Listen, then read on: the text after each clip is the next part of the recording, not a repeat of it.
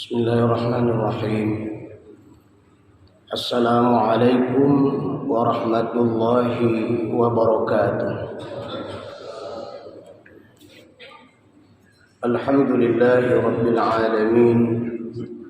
Wassalatu wassalamu ala asyrafil anbiya'i wal mursalin wa ala alihi wa sahbihi ajma'in. أعوذ بالله من الشيطان الرجيم. يا أيها الناس كلوا مما في الأرض حلالا طيبا ولا تتبعوا خطوات الشيطان إنه لكم عدو مبين. أعوذ بالله من الشيطان الرجيم. ويحل لهم الطيبات ويحرم عليهم الخبائث. Judul nasihat kita di subuh yang sangat mulia ini adalah anjuran memakan makanan yang halal dan baik. Surah Al-Baqarah ayat 168 yang barusan kita bacakan tadi, di sana Allah Subhanahu wa taala berfirman, Ya ayyuhan nasu kulu mimma fil ardi halalan thayyiban. Wahai manusia, kulu mimma fil ardi, makanlah oleh kalian makanan yang ada di bumi ini, halalan thayyiban, halal dan baik. Halal artinya halal cara memperolehnya, berarti bukan merampok, bukan memeras, bukan menipu, bukan mengurangi takaran, bukan mengambil atau mengerjakan sebuah pembohongan proyek, bukan mengambil uang ADM yang tidak jelas, korupsi dan lain-lain. Pastikan kita sebagai orang mukmin, sebagai orang muslim, makanan, minuman, harta yang kita bawa pulang ke rumah kita adalah kita peroleh dengan cara yang halal. Halal pula dalam penggunaan. Tadi alhamdulillah kita sudah memperoleh dengan cara yang halal. Kemudian kita bisa memastikan kembali adalah bahwa kita juga halal dalam menggunakan. Di antaranya adalah untuk membiayai keluarga kita, untuk menafkahi keluarga kita, memberikan infak dan sedekah, membantu program-program kebaikan, mewakafkan tanah. Jadi halal cara memperolehnya, halal cara penggunaannya. Karena tidak sedikit dalam kehidupan kita ada orang yang cara memperolehnya halal, tapi penggunaannya tidak halal. Atau cara memperolehnya tidak halal, penggunaannya kepada yang baik. Ini dua-dua tidak baik. Ada model yang ketiga, cara memperolehnya secara haram dan cara menggunakan secara haram pula. Nah, ini kelas kakap nih, kelas tinggi yang tidak boleh. Nah, jadi bagaimana sifat dan sikap dan gaya hidup kita dalam mencari harta? Karena kondisi akhir zaman ini ngeri. Ya, sebagian besar terkadang orang tidak perhatian dengan mencari makanan mencari harta yang halal dengan cara yang halal dan penggunaan pada yang halal. Maka kita sebagai orang mukmin, seorang muslim yang sehari-hari berjamaah di masjid, sehari-hari membaca Al-Quran, sehari-hari berzikir, sehari-hari mendengarkan majelis ta'lim, nah ini perhatikan dengan betul. Kemudian setelah halal adalah baik. Imam Al-Asfahani mengartikan baik ini artinya tidak memabukkan. Tidak memabukkan, berarti ini minuman keras dan sejenisnya apapun bentuknya. Yang orang setelah mengkonsumsi tersebut tidak lagi bisa membedakan warna, mana putih, mana hitam, mana hijau, mana belau, nggak tahu dia. Kalau disuruh ke barat, dia pergi ke timur. Disuruh tulis surat perintah, dia tulis surat yang lain. Dia suruh antar surat ke Kapolsek, dia antar ke Kapolda. Disuruh antar surat ke rumah sakit, dia antar surat ke polisi. Jadi terjadi hang, koslet. Kenapa? Karena asbab mengkonsumsi sesuatu yang memabukkan. Nah, dalam Islam itu tidak baik. Nah, ini turunannya sangat banyak. Ya, turunannya cukup banyak. Makna baik lainnya adalah bukan barang najis atau barang busuk. Maaf ya, terkadang kita melihat ada video-video bagaimana memproduksi sesuatu yang maaf cakap tidak layak untuk dimakan. Tomat busuk diproduksi menjadi saus, cabai busuk, dan barang-barang busuk yang lainnya yang diproduksi, yang itu ternyata dimakanlah oleh anak-anak kita, dimakanlah oleh keluarga kita, dimakanlah oleh masyarakat mukmin, masyarakat muslim. Ternyata itu adalah merupakan penyumbang penyakit terbesar atau apapun bentuk lainnya, yang itu adalah sesuatu yang tidak layak dikonsumsi. Sehingga agar warnanya itu jreng dikasih pewarna, agar rasanya enak dikasih perasa. Nah, ini semua sangat berbahaya. Kita berharap mereka yang orang mukmin, orang muslim itu memperhatikan betul makanan yang baik.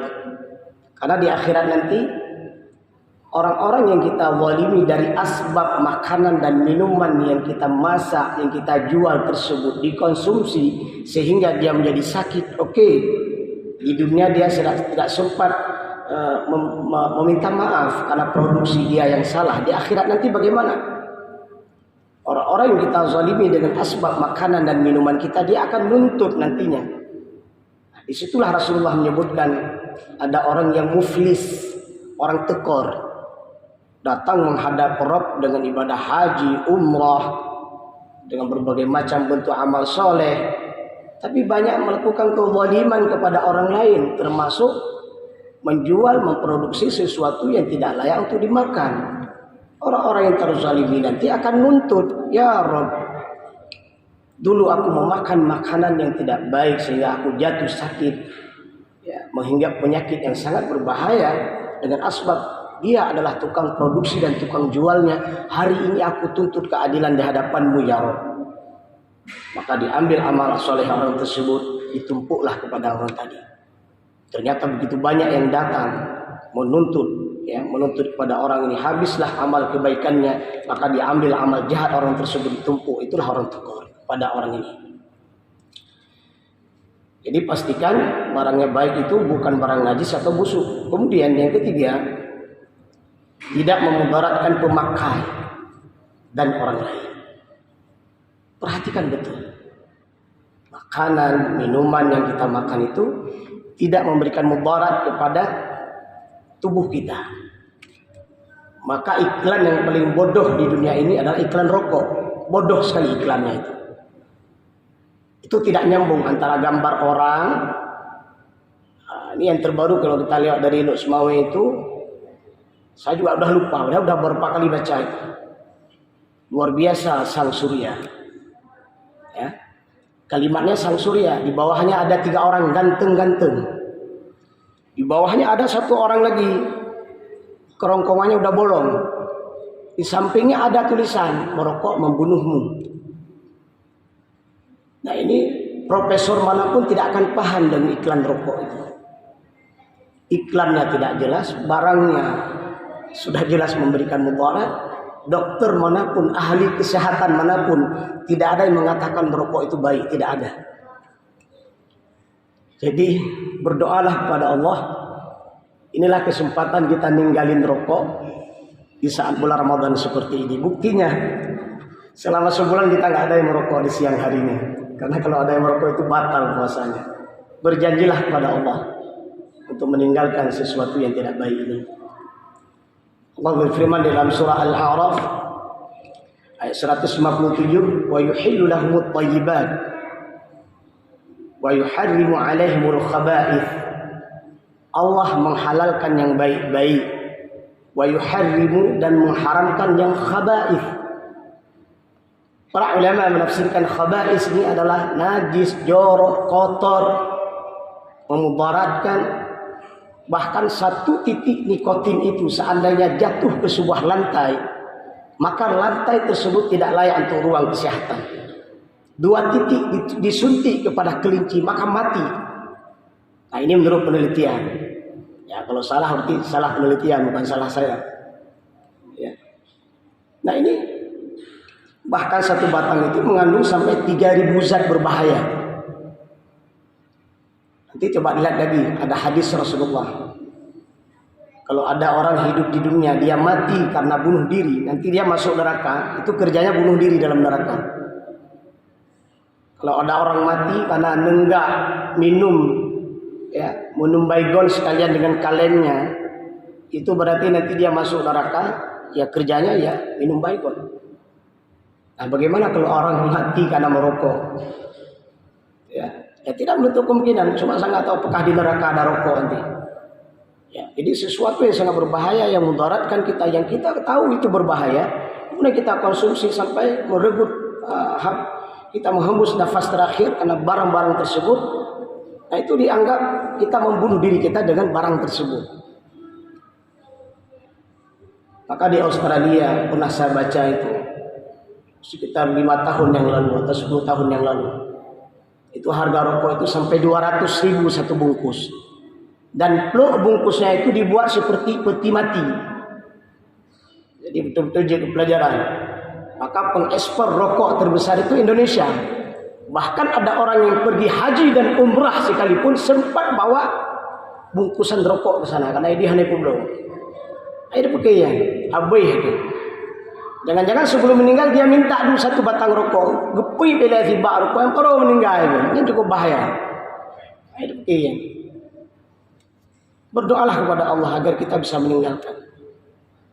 Bayangkan kita merokok di dalam kamar kita. Ada istri kita, ada anak kita. Merokok di samping orang. Ternyata orang yang menghisap rokok secara pasif, ya, bukan perokok asli. Apalagi vape di Singapura sudah dilarang, tapi ini hari ini dilihat itu menjadi barang yang biasa saja. Mereka yang bukan muslim sudah melarang karena itu sangat berbahaya sekali. Taib di sini juga memberi arti bergizi dan bermanfaat, masya Allah. Maka anak-anak sekolah kita biasakan membawa makanan sendiri, minuman sendiri. Karena kita tidak tahu jajanan-jajanan yang dijual itu belum tentu nilai kesehatannya bagus. Karena ada sebuah prinsip ekonomi, dijual, memproduksi dengan produksi yang semurah-murahnya. Bagaimana cara mendapatkan keuntungan yang sebesar-besarnya? Ini bukan prinsip muslim ini.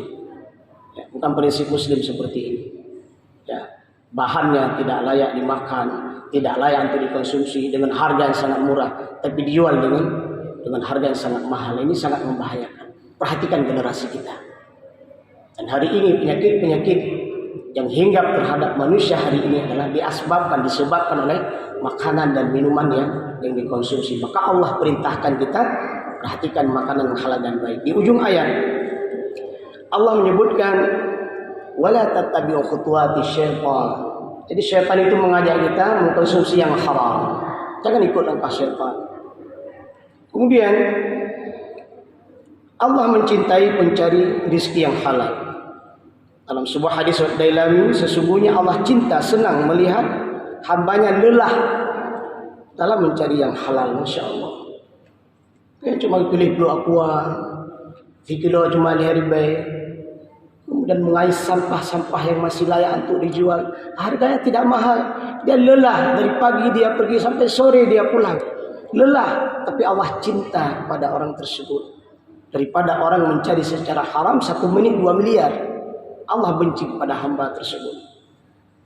Dan terakhir, mudah-mudahan kesempatan Ramadan yang hadir kepada kita ini menjadikan momen kepada kita untuk senantiasa mencari, mengkonsumsi dan menggunakan makanan secara halal dan baik. Semoga bermanfaat. Alhamdulillahirabbil alamin. Subhanakallahumma wa bihamdik asyhadu an la ilaha illa anta astaghfiruka wa atubu ilaika. Assalamualaikum warahmatullahi wabarakatuh.